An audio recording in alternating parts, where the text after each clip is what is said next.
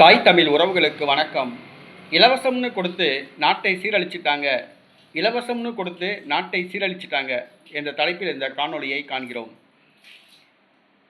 காமராஜர் ஆட்சியில் இருந்தவரை தமிழ்நாட்டில் இலவசங்கள் கிடையாது. திராவிட கட்சிகள் என்றைக்கு தமிழ்நாட்டில் ஆட்சி செய்ய ஆரம்பித்ததோ அதற்கு பிறகுதான் இந்த இலவச திட்டங்கள். இந்த இலவச திட்டங்கள் அனைத்தும் தமிழ்நாட்டின் வளர்ச்சி திட்டங்கள் அல்ல, கவர்ச்சி திட்டங்கள். இந்த இலவச திட்டங்கள் அனைத்தும் தமிழனின் வளர்ச்சி திட்டங்கள் அல்ல, தமிழனின் வீழ்ச்சி திட்டங்கள். இலவசங்கள் என்று வழங்கி மக்களுடைய வாக்குகளை கவர பார்க்கின்றன, மீண்டும் ஆட்சிக்கு வர துடிக்கின்றன. திமுக இலவச வண்ண தொலைக்காட்சி பெட்டி என்று வழங்கியது. அதே போன்று அதிமுக இலவச மிக்சி, கிரைண்டர், ஃபேன் என்று வழங்கியது. மகளிர் உரிமை தொகை 1000, பொங்கல் பரிசு தொகை, கோடைகால சிறப்பு நிதி என்று பல்வேறு திட்டங்கள் திராவிட ஆட்சிகளால் நிறைவேற்றப்பட்டு வருகின்றன.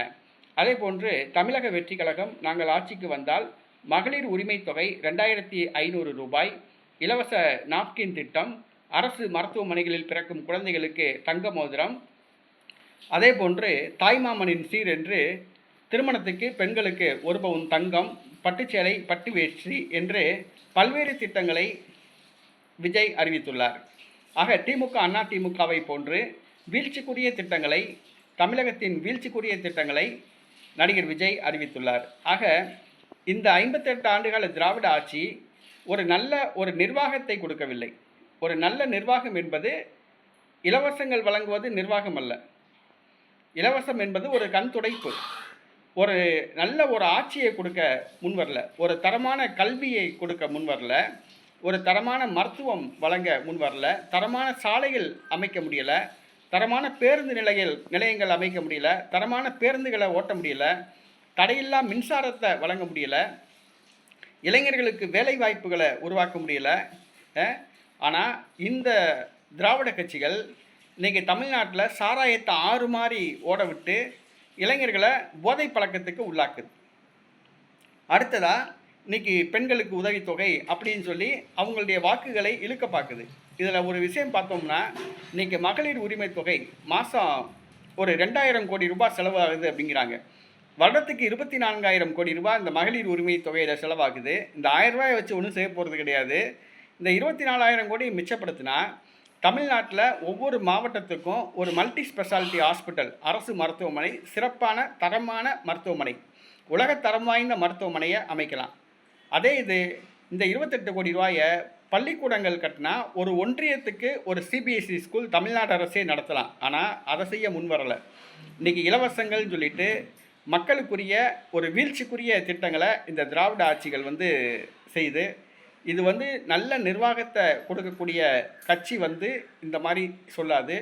நல்ல ஒரு ஆட்சி திறமையை வழங்கக்கூடிய, நல்ல ஒரு ஆட்சியை வழங்கக்கூடிய ஒரு கட்சி இந்த மாதிரி திட்டங்களை வழங்காது. தமிழ்நாட்டின் எதிர்காலத்தின் மேல் அக்கறை இல்லை எந்த ஒரு கட்சியும் இந்த ஒரு இலவச திட்டங்களை அறிவிக்காது. தமிழர்களுடைய எதிர்காலத்து மேலே அக்கறை இல்லை எந்த ஒரு கட்சியும் இந்த மாதிரி இலவச திட்டங்களை அறிவிக்காது. தற்காலத்தில் வெற்றி பெறணும், நிகழ்காலத்தில் வெற்றி பெறணும் அப்படிங்கிற ஒரே நோக்கத்தோடு இந்த கட்சிகள் இன்றைக்கி இந்த கீழ்த்தரமான ஒரு இலவச திட்டங்களை அறிவிச்சிருக்கு. இது நல்ல ஒரு செயல் கிடையாது. தமிழக மக்கள் புரிந்து கொள்ளணும். இலவசங்களால் நம்முடைய வயிறு நிறைய போகிறது கிடையாது. அவங்க இலவசங்கள் கொடுத்தாங்கன்னா நம்ம சாப்பாட்டுக்கு தொட்டுக்கிறதுக்கு ஊறுகாய் மாதிரி தான். நம்ம உழைச்சாதான் சாப்பாடு. அதே மாதிரி தான் இன்றைக்கி சாப்பாட்டுக்கு ஊறுகாய் தான் கொடுக்குது இந்த திமுக, அதிமுக, தமிழக வெற்றி கழகங்கள் வழங்குகிற இந்த இலவச அறிவிப்புகள். இதை தமிழக மக்கள் புரிந்து கொள்ளணும். எந்த ஒரு நல்லாட்சியும் தமிழ்நாட்டு மேலே அக்கறை உள்ள யாரும், தமிழர்கள் மேலே அக்கறை உள்ள யாரும், எதிர்காலத்து மேலே அக்கறை உள்ள யாரும் இலவச திட்டங்கள் யாருமே அறிவிக்க மாட்டாங்க. நல்ல ஆட்சியை கொடுப்பாங்க, நல்ல நிர்வாகத்தை கொடுப்பாங்க, நல்ல ஒரு அடிப்படை தேவைகளை நிறைவேற்றுவாங்க. இன்றைக்கி 5 ஆண்டு கால திமுக ஆட்சி கொசு மருந்து கூட அடிக்க முடியல. கொசு மருந்து அடிக்க முடியல. சாக்கடைகள் ஆறு போல் ஓடுது. எங்கே பார்த்தாலும் பிளாஸ்டிக் குப்பை, நாரி தொலையுது குப்பை. ஆக தமிழக மக்கள் புரிந்து கொள்ளணும். இலவசங்களால் இந்த நாடு சீரழிந்து விட்டது. அதுதான் உண்மை.